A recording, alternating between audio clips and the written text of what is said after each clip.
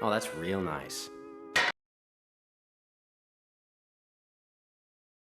Hey, welcome back to Achievement Cleanup Detail.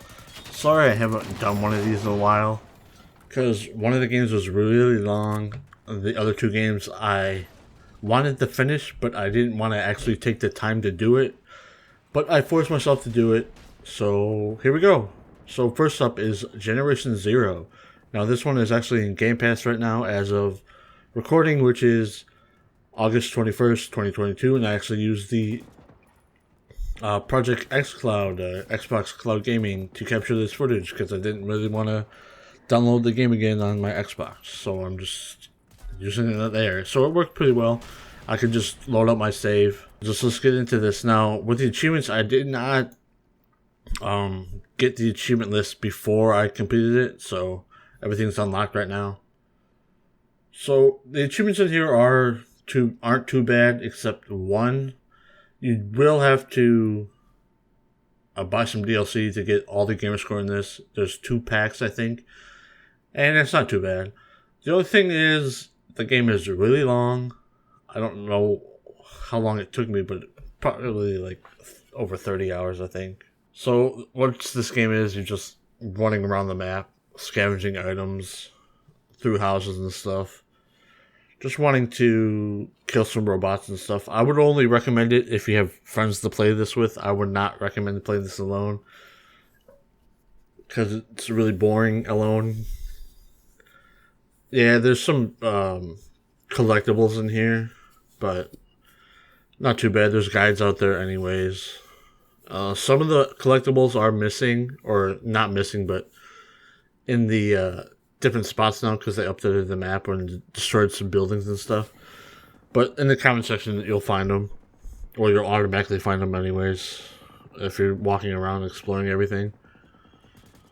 So the hardest achievement in this game, I would say, is getting the eye patch. Now, I say that because all the loot is RNG. So even if you're playing with a friend and looting the same area, the loot will be different. So they can get this eye patch right away, or you can get it right away, and they'll have to like get it in like 30 hours later. But there is a way to do it. There's a certain area, a certain safe house where there's a bunch of searchables, like I would say, and then do that once. Do this cloud save manipulation, and then just keep doing it. That's what I did. And it took me like a couple tries, and I finally got it. So it's not that bad. That's the only one I would say that might be a pain for everybody. And there is like another eye patch, which doesn't count. It has to be the pirate eye patch. So if you and your friends are looking for something to play, check out Generation Zero. It's in Game Pass. Game number 2 is Twin Mirror. Now I actually got some footage of achievements I needed being locked. It's ending stuff. One more playthrough as a choice heavy, different one that I did before. On the first playthrough, I got all the collectibles. So this second playthrough, I just rushed through the story. So you're probably wondering what is even Twin Mirror, and it's Don't Nod, like the creators of Life is Strange and all that. And you probably don't even remember this game coming out because it came out in 2020, which probably hampered it quite a bit. That's not the only problem, because this is easily Don't Nod's worst game. It feels like we're playing a sequel. You just dropped too deep into the story, and nothing's really explained well. It just feels like we're missing pieces to this story. Even though they're telling a story, but it just feels like we're missing pieces from the beginning, middle, and the end anyways. It's a very boring game too. It's like nothing. It's like a completely nothing story. It's nothing to get invested in. I don't think the main character, Sam, I think his name is very that well likable. And the characters are very stiff when talking, you can see here. And for some reason, there's something off about this art style. that I just can't place it.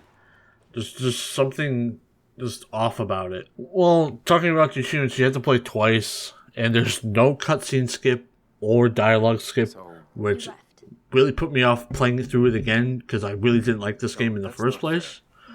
So you can see why this video takes so long. Neither of the endings are satisfying. Story is very nothing, and it hasn't me invested at all. It's just like a corrupt cop story again. Now the gimmick in this game is Sam can go into the Mind Palace, which is like putting crimes together, detective vision, and then going into the boss fights. Now technically the Mind Palace thing is a real thing, but it's more like recalling memories and stuff, not solving puzzles and all, going into the boss fights, like pausing time and seeing what to do.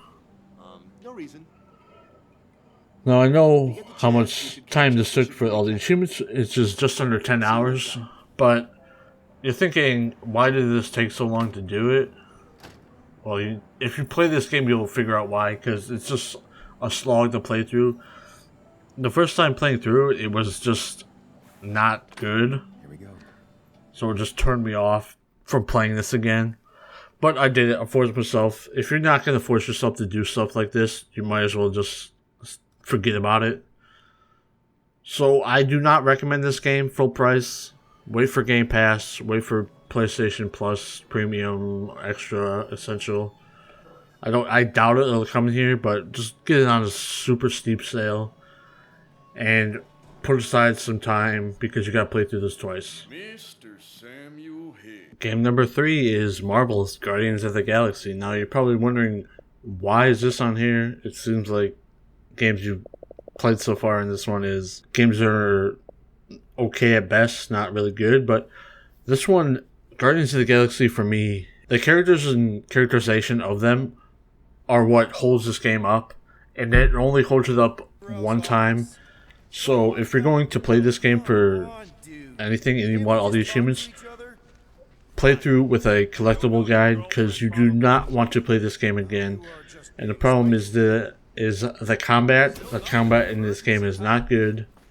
No matter what people say, the only good thing about this game is the characterization and the characters of this game, and the story's good too. But the way they go about this in the combat is just terrible. Star-Lord should not be this super slow-moving shooter. He should be able to use his jet boots all the time, not just as a ability.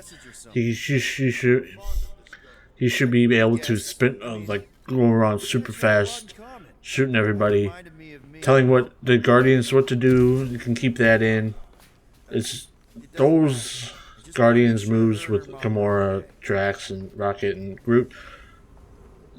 That's the most damage you're gonna do. It seems like Star-Lord is supposed to be like a stagger guy, but it's just not fun playing through this again.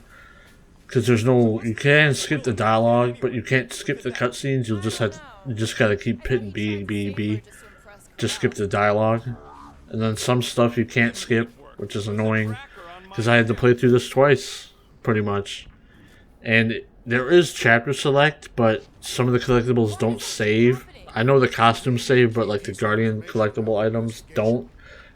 Maybe it does now in the patch, but I forced myself to do this yesterday. And it's not too bad, 30 hours to do everything. So if you're going to play this, just play through it again. Just play through it with the collectible guide. Don't play through this twice. It's just really sad because the game is really great. I played through it like a week on my first playthrough. I didn't want to play through a collectible guide because sometimes you don't really want to look at your phone or look at the computer while playing a game. You know? Sometimes you just want to play through a game and not have to worry about it. But I thought it would be different. But I would recommend this game. It's in Game Pass right now. Just play through it once. Get through all the collectibles. And there's some achievements in here that are super annoying with the call to action stuff. The one I had problems with was Groot's, because his AI is insane. And you can get the call to action, but the achievement won't unlock, so it's kind of sort of like glitchy. But I would just say, play through this once. It's a great story, characters and everything. The combat brings it way down. So yeah, and for achievement cleanup detail number 3, I do have the game freaked out. It should be maybe like a couple weeks after this one, so stay tuned for that. And if you like me going back and playing some games, giving my thoughts on them, let me know down below. Like, comment, subscribe. Tell your mom, tell your sister, tell your brother, tell your dad. And I will see you in the next video.